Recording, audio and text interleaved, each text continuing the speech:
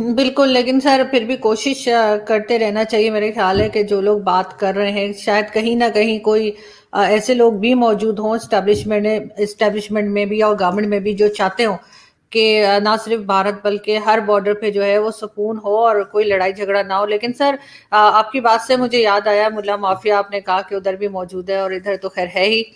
नसीरुद्दीन शाह साहब का स्टेटमेंट जो है, कुछ दिन पहले उन्होंने इंटरव्यू दिया और उसमें बड़ी उन्होंने बातें की और उन्होंने कहा हम लड़ेंगे। और ये किस किस्म का, मतलब एक वेल नोन फिगर है वो, उनको सुना जाता है, इंटरनेशनली लोग उनको पहचानते हैं, सिर्फ हिंदुस्तान पाकिस्तान की बात नहीं है। आपके ख्याल से उनकी बात कुछ वजन रखती है? ना उनकी आपने सबसे पहले घबराना नहीं है, घबराना नहीं है, घबराना नहीं। सबसे पहले इस वीडियो में नसरुद्दीन शाह के ऊपर बात की गई है और वीडियो का सेकंड पार्ट बहुत ही इम्पोर्टेंट है, उसमें हिंदुइज्म के बारे में बात की गई है। अगर हम बात करें नसरुद्दीन शाह के बारे में तो वो एक पागल सन की बुड्ढा है जो उल बयान देते रहता है, क्योंकि भाई उसके पास कोई काम बचा नहीं है तो वो ये बयानबाजी करते रहता है ताकि लाइमलाइट में मीडिया कवरेज मिलती रहे। और अगर आप हिंदू हैं तो आपको सेकेंड पार्ट ज़रूर देखना चाहिए। इससे फ़र्क नहीं पड़ता कि आप हिंदू हैं, लेकिन आप हिंदुइज्म को अच्छे से समझना चाहते हैं तो आप इस वीडियो को लास्ट तक देखिएगा। इसमें हिंदुइज्म के ऊपर बात की गई है कि आखिर हिंदुइज्म है क्या। आपको ये वीडियो देखकर ये समझ में आएगा कि हिंदू के रिचुअल्स क्या हैं, कहाँ से क्या शुरू होता है, हम किस तरह से एक हिंदू किस तरह से चीज़ों को देखता है। हिंदुइज्म का सीधा अर्थ है ह्यूमैनिटी, क्योंकि हिंदू ने न किसी को मारा, बस आत्मरक्षा के लिए जो किया वो आत्मरक्षा के लिए हिंदुओं में किया। और आपको पता है कि कोई भी रिलीजन हिंदू के रिलीजन से बड़ा नहीं है, सबसे ऊपर है। क्योंकि इस देश में बहुत सारे रिलीजन हैं, कोई 1400 साल पहले आया, कोई 200 साल पहले आया, लेकिन हमारी जो संस्कृति सभ्यता, हमारा जो रिलीजन है वो हज़ारों नहीं लाखों वर्ष पुराना है। तो अगर आप भी एक हिंदू हैं तो आपको इस बात पर गर्व होना चाहिए। और इस वीडियो को आप लास्ट तक देखिए ताकि आपको हिंदुइज्म के बारे में अच्छी से नॉलेज मिले, आप ताकि कुछ ना कुछ आप इस वीडियो से सीख कर जाएं। आरजू काजमी ने जो सवाल पूछा उसका संजय दीक्षित सर ने बहुत अच्छे से जवाब दिया, आपको ये ज़रूर सुनना चाहिए। अगर ये सुन के आपको एक हिंदू होने पर गर्व होता है तो आप कमेंट में जय श्री राम का नारा लगा सकते हैं। अगर आपको इससे भी ज़्यादा कुछ करना है तो इस वीडियो को लाइक कर दीजिए, शेयर कीजिए और चैनल को जाते जाते सब्सक्राइब करना बिल्कुल मत भूलिएगा।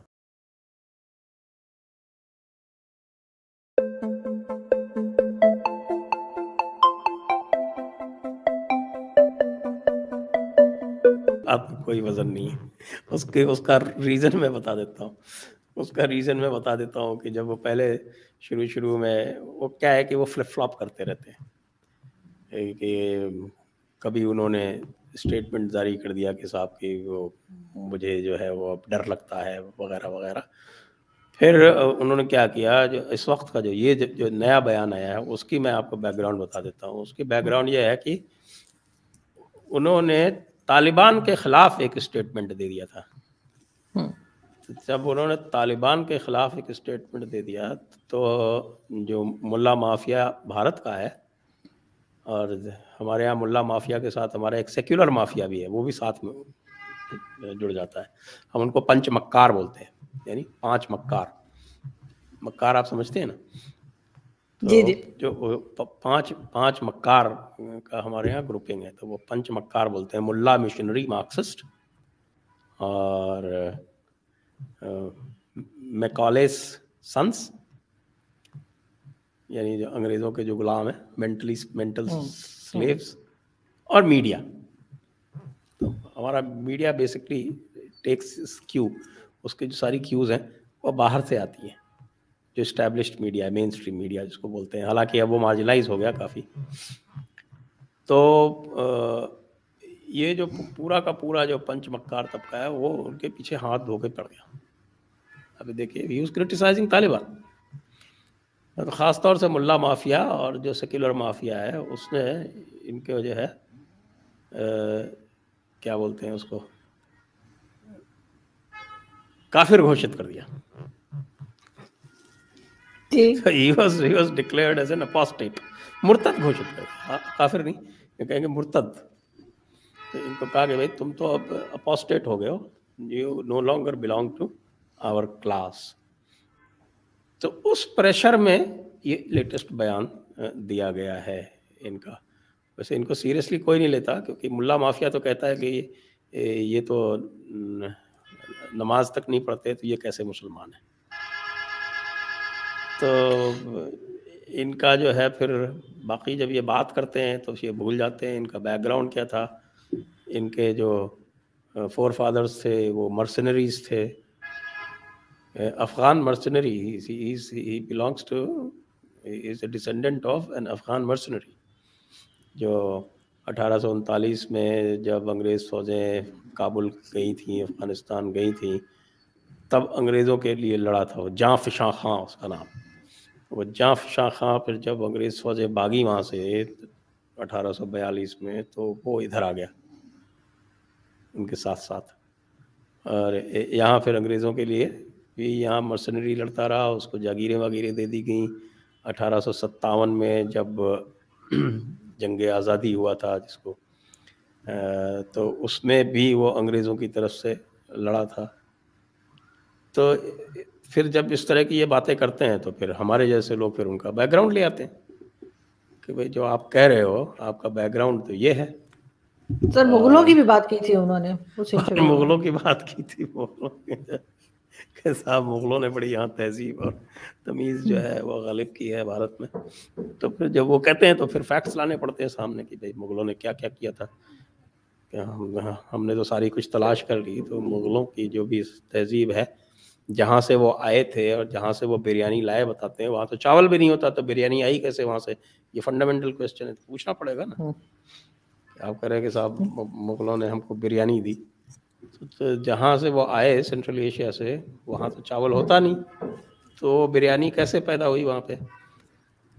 जो बिरयानी ईरान में खाई जाती है उसमें तो चावल ही नहीं होता है, तो कुछ और ही चीज़ होती है। मुझे आपकी बात से एक बात याद आई, वो एक पिक्चर सोशल मीडिया से, बल्कि मैंने भी उठाई है, अपने सोलो में लगाऊंगी।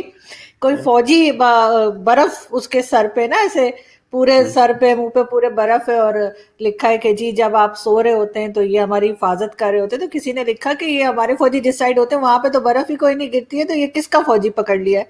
तो वही बात है कि बिरयानी वहां होती ही नहीं, तो फिर उन्होंने वहां बिरयानी कैसे पका ली?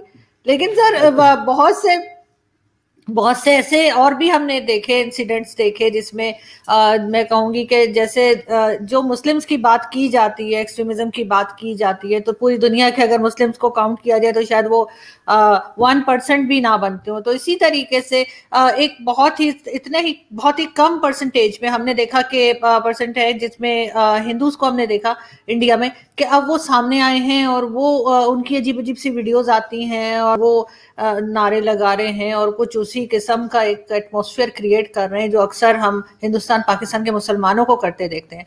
इस चीज को आप समझते हैं कि रोकना चाहिए, भारत को कोशिश करनी चाहिए कि वो हाल ना हो जो पाकिस्तान में स्पेशली मैं कहूंगी कि यहाँ पे जो हमने हाल कर रखा है?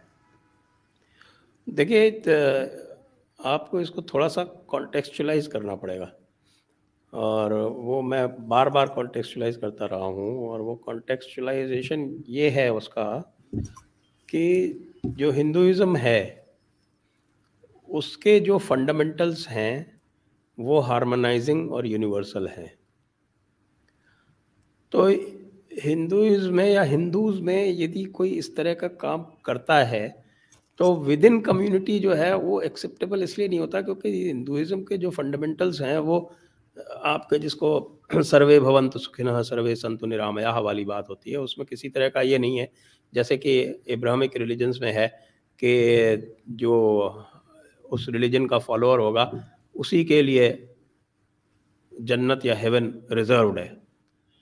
यहाँ इस तरह का कोई कॉन्सेप्ट नहीं है। यहाँ तो यू आर ऑटोनमस, आपके जैसे कर्म होंगे वैसा आपको फल मिलेगा, आप कोई भी हो, इट डजंट मैटर। और वो जो कर्म हैं वो यूनिवर्सल स्टैंडर्ड पर जज किए जाते हैं। जैसे हम कहते हैं ना कि साहब कि अगर मान लो हिंदू राष्ट्र हो जाता है भारत, तो उसमें किसी को क्या तकलीफ है, क्योंकि हिंदू राष्ट्र में तो जिम्मी होता नहीं। जिम्मी तो और दोयम दर्जे का शहरी का जो कॉन्सेप्ट है वो तो इस्लाम में होता है। या जो पुरानी क्रिश्चियनिटी थी उसमें होता था। अब तो वहाँ भी रिफॉर्मेशन हो गया, एनलाइटनमेंट हो गया, वहाँ भी इक्वालिटी आ गई। लेकिन जो जिसको इस्लामिक स्टेट कहते हैं या जिसको इस्लामिक रिपब्लिक कहते हैं, उसमें तो जो नॉन मुस्लिम होता है वो तो गारंटेड तौर पे शरीयत में तो लिखा ही हुआ है साफ साफ कि वो ज़िम्मी होगा, वो दोयम दर्जे का होगा। और आजकल तो मैं वैसे भी ज़्यादा स्टडी कर रहा हूँ इस्लामिक लिटरेचर की। अभी मैंने फतावा आलमगीरी का हिंदी में ट्रांसलेशन कर दिया है। That has become quite a rage. उसके 2-3 दिन में 10,000 डाउनलोड्स हो गए। तो आप सोच सकते हैं पीपल आर गेटिंग एजुकेटेड।